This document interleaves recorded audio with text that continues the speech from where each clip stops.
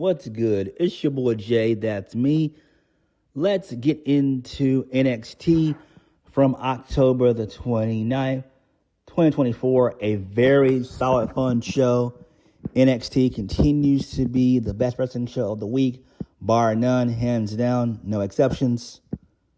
Before we get into the review, we must go over one piece of business. One bit of news and notes, if you will. That being, WWE has officially taken over the Indies by launching their own WWE ID. So they launched it, and it's a developmental program designed to provide up-and-coming independent wrestlers a pathway to a potential career in WWE. The program will be called WWE ID, short for WWE Independent Development.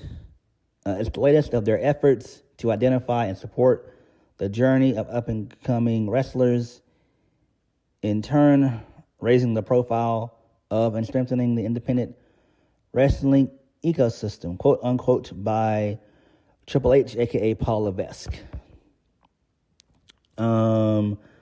Following the 2021 launch of WWE's NIL program, WWE ID has been constructed to support independent wrestling prospects and wrestling schools with world-class training, development, and mentorship. Under the program, WWE will provide prominent independent wrestling schools with the WWE ID official designation, with the goal of providing new trainees and existing talent at these select institutions. Booker T's Reality Wrestling in Houston, Cody Rhodes' Nightmare Factory in Atlanta, Seth Rollins' Black and Brave Academy in Davenport, Iowa, Elite Pro Wrestling Training Center in Concord, NH, which is New Hampshire, and Knox Pro Academy, which is in LA. So that's cool. I'm not gonna read any more, but you basically get the gist of it. This makes perfect sense. This is great. This is what AEW should have done.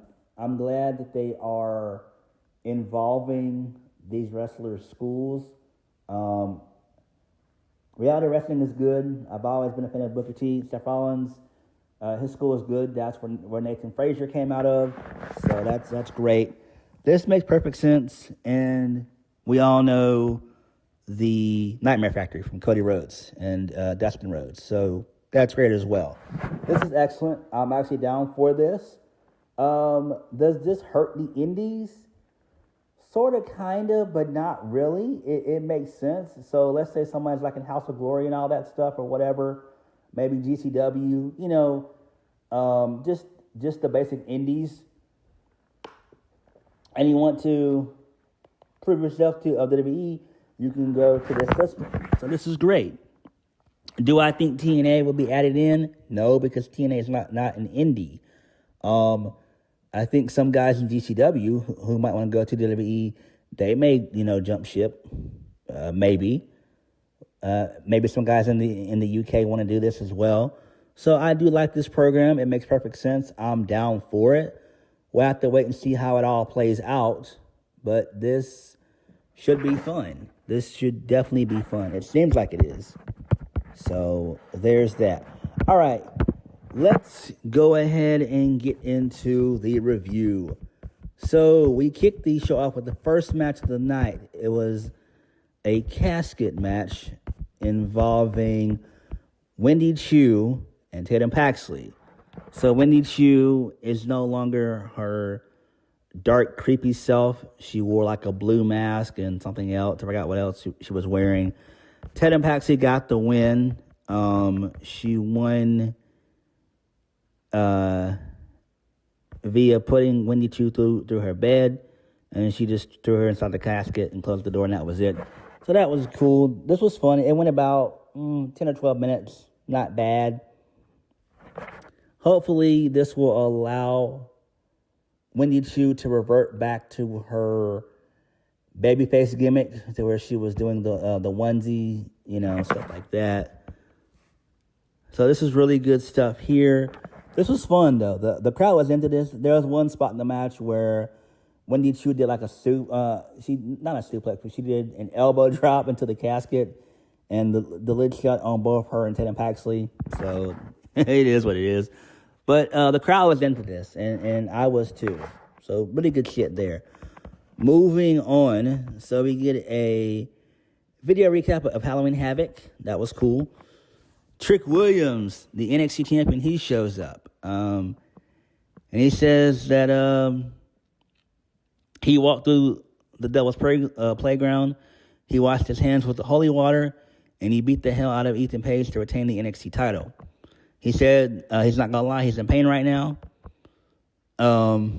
He said he's never felt this pain as much as he felt on Sunday. He said he wished that he knew that Ridge Holland was coming after him to jump him after the match. He said there's one reason why he's not in the hospital right now. So he mentioned Shawn Michaels, and he calls out Bubba Ray, a.k.a. Bully Ray. So Bubba gets on the mic, and he says that he was just doing the right thing. It really wasn't much about Trick. It was about Ridge Holland and how he disrespected Busted Open Radio as well as Dave LaGreca. He disrespected Bully on the pre-show, and he was disrespectful at Halloween Havoc. It was about him. And then Bully puts over Trick Williams. He said that he watched him defend his championship in Devil's Playground. He watched him get his hands raised. He listened to the people in Hershey, Pennsylvania cheer him, whoop that Trick. He said the reason why no one's there to help him out was because he's got the NXT championship around his waist. You are what they inspired to be. That might as well be a target on your back, a freaking bullseye. So he gives him the advice that he needs to have eyes in the back of his head. And he says that he hears Bubba loud and clear. He says that he wants revenge on Ethan Page. He wants to get revenge on Ridge Holland. And he knows that Bully wants to as well. He said this is the first time he's ever seen Bully in person. He said he basically wants a tag match. So he puts over Bully Ray. Bully Ray, he hypes up the crowd and everything else, saying that, it would be cool for him to put on the camo and put on the tie-dye shirts and everything. Put on the glasses he used to wear and get the tables. But he says no. So that was good. I enjoyed that. This is great. Do I really want to see Bubba Ray, a.k.a. Bully Ray, wrestle? No, not really. I heard that he did not do well in his match against Jinder Mahal at Maple Leaf Pro Wrestling a couple weeks back. So, no. And Bully just needs to retire. But this does make sense because we end up getting the match later on in the night. So this was fun right here. Moving on. So RVD shows up. Rob Van Dam shows up. He gets a really good reaction. So he's talking to Ava. He wants to be a part of the big NXT show at the ECW arena. So she's going to decide what RVD will do on the show. Okay, that's fine there. Moving on. Kelani Jordan, she wants a one-on-one title rematch against with Fallon Henley. So Nikita Lyons says it's her turn to get a shot at the Women's North American Championship. Kelani tells Ava that she'll take care of Nikita first and then go after Fallon Henley. All right, good stuff there. Moving on. Tony D'Angelo is about to have a conversation with Sean Spears. Oh, my God. And Brooks Jensen, I want to burn my television. So Lucia Cristofano says that the Don needs to hear an urgent message on his cell phone. The Don asked for some space from Sean Spears and Brooks Jensen. I would do the same thing because I would want to hurt them. Not really, though. I just can't stand them on my television. The voicemail seemed to come from Nunzio, which is great. And he wants the Don to bring the North American Championship to Philly. Nice. So we could be having the FBI meets the family. That would be some fun shit.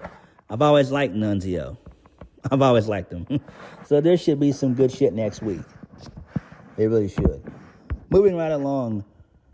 Charlie Dempsey, he defeats Lexis King 2-0 to retain the NXT Heritage Cup Championship. So he wins round 1 via the bridging butterfly suplex. Then in the second round, Lexis King attempted to go jump over the ropes. He came down on his leg and tweaked it a little bit, and then Charlie Dempsey got the win via the German suplex. There was a point in the match where William Regal and Lexis King, they were having a moment. So William Regal wanted Lexis King to use the brass knuckles, and Lexis King refused. And so this allowed for Charlie Dempsey to hit a chop block, and he turned that into a bridging German suplex for the 1, 2, 3. Okay, I like this. I guess they are going to really lean in on Lexis King being a babyface. I thought this was all going to be a ruse to where he was going to give in to becoming a heel, but he chose not to. I'm very interested in seeing where this goes. I really am, because Lexis King is interesting.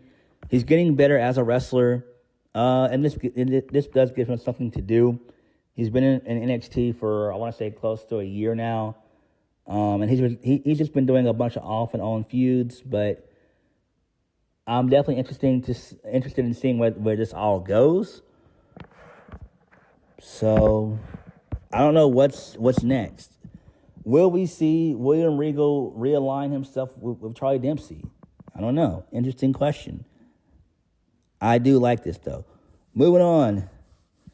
Sexy ass Lola Vice was she had a video package backstage. She's going to be taking on Jada Parker in a hardcore match next week, and Don Marie's going to be the special guest referee.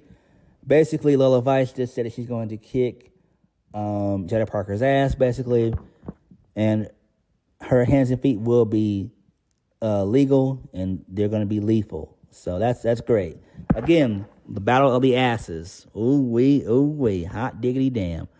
Moving on.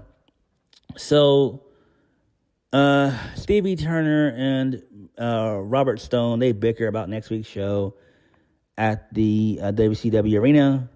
So there's a commotion in the parking lot. So Raquel Rodriguez and Liv Morgan, they show up and they attack Rhea Ripley. Okay, that's fine there.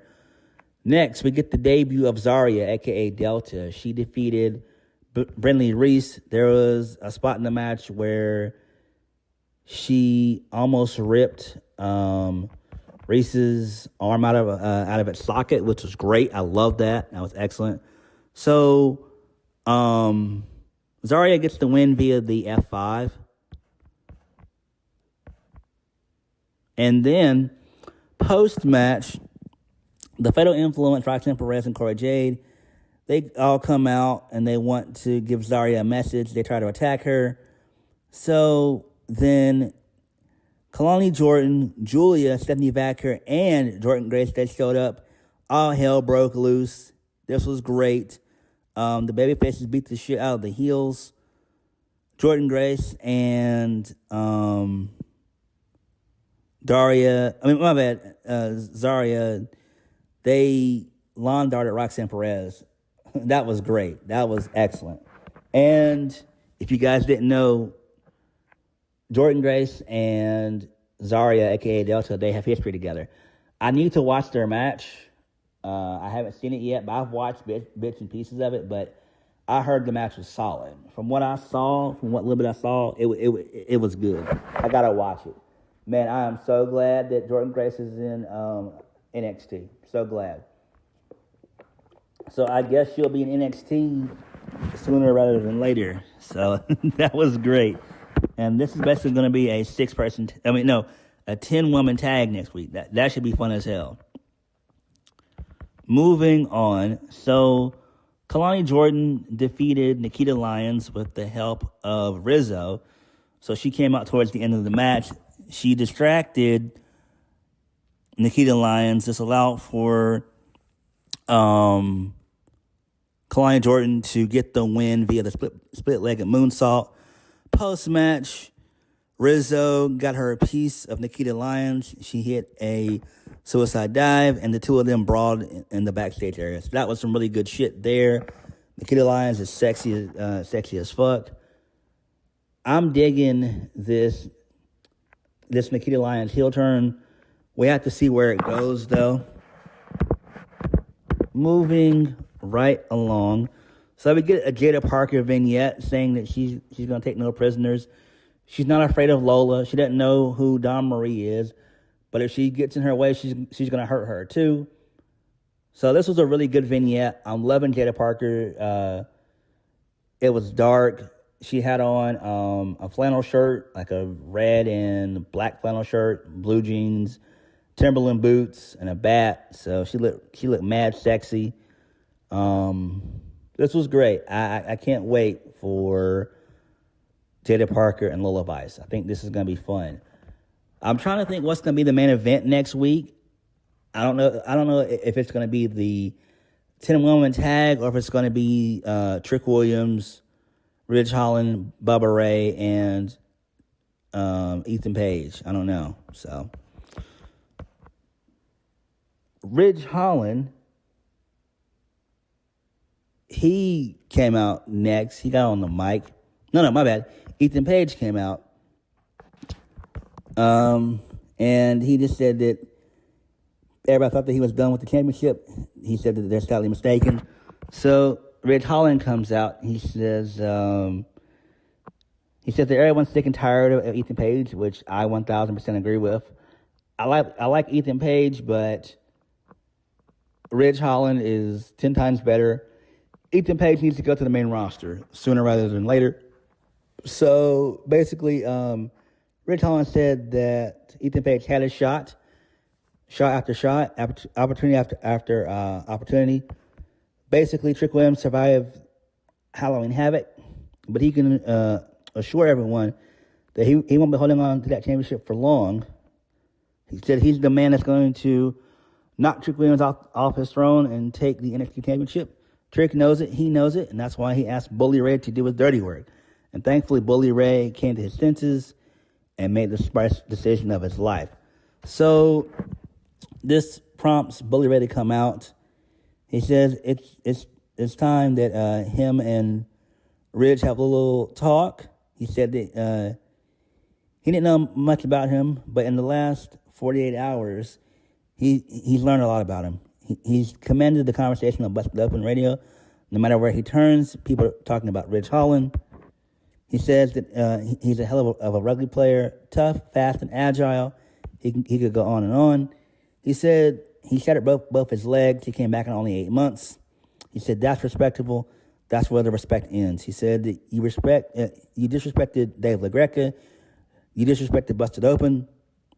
You disrespected every freaking wrestling fan you can see. He can't deal with the disrespect. He's got one question for you. And then he continues to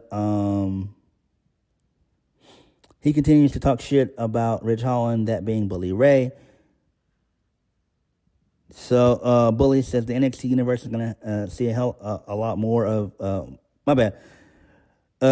Bully Ray says the NXT universe is going to see a hell of a lot more from you, Ridge, if you ever had a chance and a shot at the NXT championship. So basically, Ridge digs in the Bully pause. He said that no one cares about what he thinks anymore. He's not an active wrestler. You're a radio host, a popular one at that. He'll give him that. But all he does is sit behind the microphone. You don't live in Dudleyville anymore. You're a nostalgia act. Why don't you go watch the old ECW? Revel in your prime because it wasn't extreme. It was overrated. So what I need you to do is go back to your little studio and complain about what's wrong with the current generation of superstars, because if you don't, Dave LaGreca will have to look for a new co-host because you'll be in the hospital. So Bully Ray and Rich Holland, they go at it. They get into a fight. Ethan Page gangs up on him as well, and then Trick comes out to make the save. And then Bully Ray asks Trick if he still wants the tag match, and the match is on. So this is fun. Really good stuff there. Then this leads us into the main event of the evening. Fraxium, they retain their NXT Tag Team Championships by defeating Jevon Evans and Cedric Alexander with the help of Wes Lee. So Wes Lee comes out and gets involved towards the end of the match. Him and Jevon Evans, they brawl in the back, and this allows for Fraxium to get the win. I think it was via the golden ratio into whatever for the win. So that's fine. It makes sense. And then we continue the brawl in the back. So Ava shows up with RVD. RVD makes a hint that he wants to be the special guest referee or possibly have a triple threat at the ECW arena. So that was cool. I like that. And that was the end of the show. Really good stuff. NXT continues to hit it out of the park. We got a bunch of really good stuff on this show. I'm glad that we're getting the 10-woman tag next week. That should probably open the show, and I assume that the tag between Trick Williams and Bubba Ray versus Rich Holland and Ethan Page, that will be the main event. So the ECW show for next week is stacking up to be really cool and awesome. I'm loving what they're doing. A lot of really good stuff on this show happened. Nikita Lyons with her heel turn, that was great. I love that. Zaria having her debut, that was great. She's going to be phenomenal. Bully Ray showing up was cool. So, really good stuff for the most part. Even the casket match was kind of fun too. But what did you guys think? Like, comment, subscribe. Peace.